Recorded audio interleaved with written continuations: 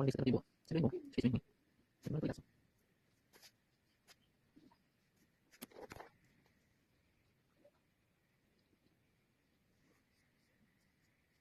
Não é esse não. Legalzinha. Uma cor boa. Tá. Respondendo legal. Não tá pra casa. Top. Só instalar ela. Só abrir pelo teste agora. A emoção vai estar virada. Vou botar pra lá. Bora pro sinais. Então, quando eu vou aquecer o celular, vai tirar a tela. Eu sempre vou bater aqui. Vou aquecendo pra... Não tem perigo, uma coisa, não vai aquecer, né? Vai ter emoção na tela. Não sei se não faz, mas eu tinha retirando. Por segurança. Só que eu já aqueci, só vou cortar um espaço. Eu vou cortar um mais simples, mas só com espaço, só pra fazer outro, só pra fazer não muito fácil cortar, tá sempre fácil. Agora eu emoção, isso é de cola, fica vendo? Aproveitar que a também se molha, outra também achou que agora, pra colar tela. Tem gente que prefere cola branca. Eu já uso cola preta na tela, porque eu acho que ela cola mais resistente, quem gosta. Mas eu quero aproveitar agora pra fazer, porque acaba que esse carro você tem noção que vai ter melhor tela. Mas tem teste de fechar aí, esse deu certo. Agora vamos precisar fechar e passar lá com o então. Aí depois, tudo feito, só tá pertinho.